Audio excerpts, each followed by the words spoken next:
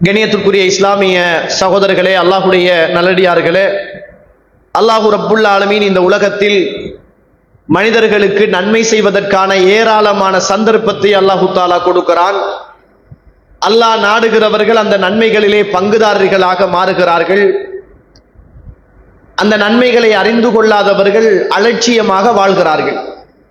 கணியத்திற்குரிய இஸ்லாமிய உறவுகளே, அல்லாஹுடைய நல்லடியார்களே, இந்த உலகத்தில் அல்லாஹு ரப்புல் ஆலமீன் இந்த மனித சமூகத்தை பற்றி சொல்கிற போது உஹ்ரிஜத் லின்னாஸ் தஅமுருன பில் மஅரூஃப் வ தன்ஹவுன அனில் முன்கர், இந்த மனித சமூகத்திலே வெளியாக்கப்பட்டவர்களில் நீங்கள் சிறந்தவர்களாக இருக்கிறீர்கள்.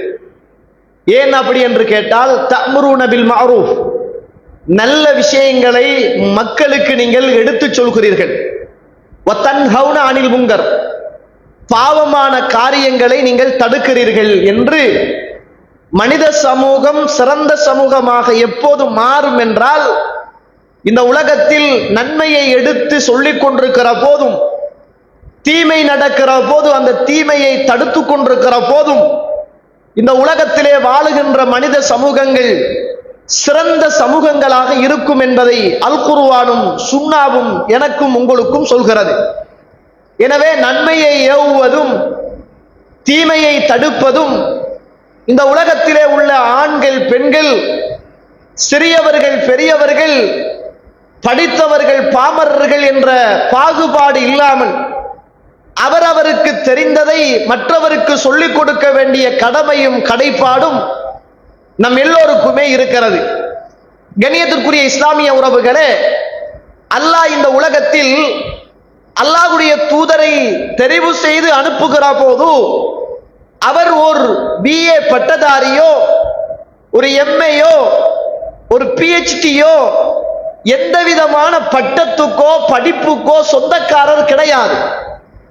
அவர் அனுப்பப்பட்ட சமூகமும் பத்தினித்தனமான சமூகமோ, பாவம் இல்லாத சமூகமோ, அநியாயம் இல்லாத சமூகமோ, அல்லாஹுவை மறுத்து வாழாத சமூகமோ, இணை வைக்காத சமூகமோ கிடையாது.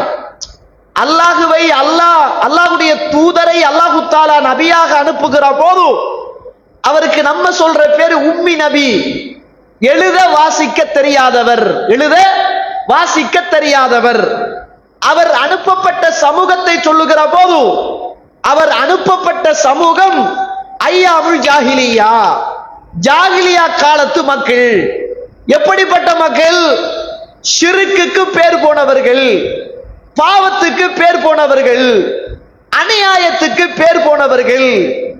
அப்படி இந்த உலகத்தில் பாவம் நிறைந்த ஒரு சமூகத்துக்கும் படிப்பறிவு இல்லாத ஒரு மனிதராகவும் அல்லாஹு தாலா தெரிவு செய்து இந்த உலகத்திலே அல்லாஹு ரப்புல் ஆலமீன் அல்லாஹ்வுடைய தூதரை அனுப்புகிறான். கண்ணியத்திற்குரிய இஸ்லாமிய உறவுகளே, அல்லாஹ்வுடைய தூதர் ஸல்லல்லாஹு அலைஹி வஸல்லம் அவர்கள் அந்த சமூகத்துக்கு வந்து அந்த சமூகத்தை பாவத்திலே இருந்து பாதுகாப்பதற்காக இரவு பகலாக அவர்கள் பாடுபட்டார்கள். எனக்கு இன்னும் ஞாபகம் இருக்குது, இந்த சுனாமி அடிச்சிச்சு. இந்த சுனாமி அடிச்ச காலங்கள்ல சில கடலோரங்கள்ல உள்ள சில தர்காக்கள் அப்படியே பாதுகாப்பாக இருந்துச்சு. அந்த தர்கா கட்டப்பட்ட பள்ளிவாசல்கள் பாதுகாப்பாக இருந்துச்சு. அப்ப என்ன செஞ்சாங்கடா எங்கட ஆக்கள், அத போட்டோ எடுத்து, கண்டீங்களா இவ்வளவு பெரிய சுனாமி வந்தும் அவுலியாவை ஒன்றும் செய்யல, இவ்வளவு பெரிய ஆபத்து வந்தும் இந்த பள்ளிவாசலுக்கு ஒன்று நடக்கல அப்படின்னு அத ஒரு பெருமையா போட்டாங்க. ரசூலுல்லாஹி ஸல்லல்லாஹு அலைஹி அவர்கள் இந்த உலகத்துல பிறக்கிற போது நடந்த ஒரு வரலாற்று நிகழ்வு தான் ஆமுல் ஃபீல் அப்படின்னு சொல்லுவோம்.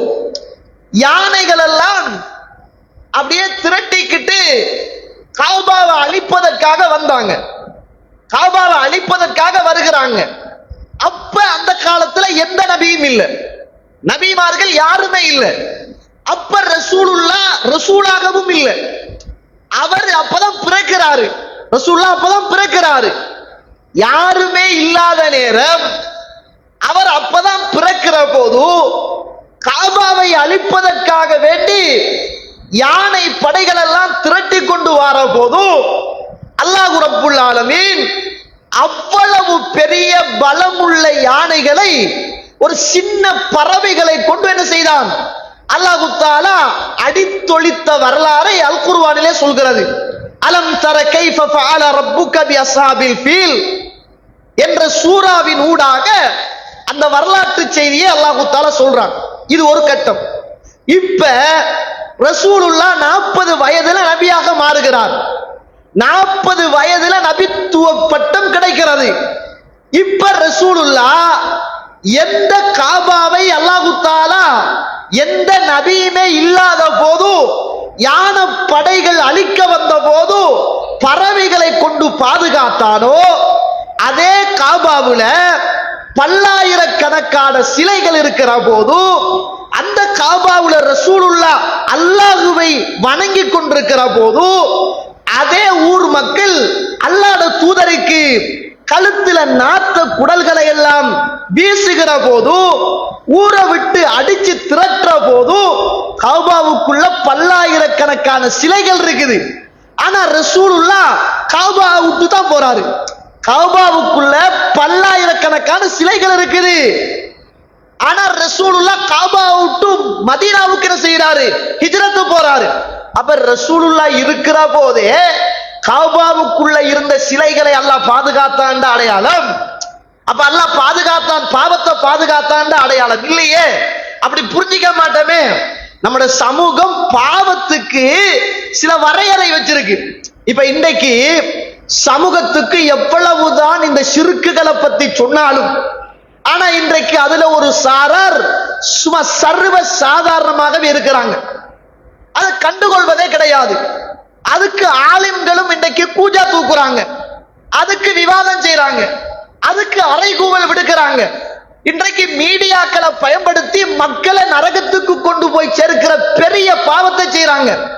இன்றைக்கு தர்கா வழிபாடு, இன்றைக்கு கபறுகளுடைய கொண்டாட்டம் அல்லது கபறுகளுக்கு பூஜைகள் செய்வது போன்று இன்றைக்கு கபறுகளை கட்டி வணங்குவது என்பது. அன்றைக்கு ஒரு கிளிப் ஒன்று பார்க்கிறேன், யாரோ தெரியாது, ஒரு தர்காவை சேர்ந்தவர். நீங்க வியோஜிட்ட போய் பிள்ளை கேட்கிறீங்க, வியோஜிட்ட போய் பிள்ளை தாண்டு கேட்கிறீங்க, அவுளியா கிட்ட வந்து கேட்கலாதான்னு கேட்கிறார். எங்க போயிட்டு இந்த சமூகம்?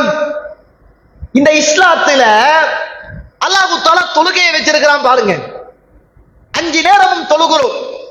அந்த தொழுகையில நாங்க நெத்திய கொண்டு போய் தரையில வச்சு சுபான ரப்பியல் அலா அல்லது வேற வேற ஔராதுக்களை ஓதுறோம்.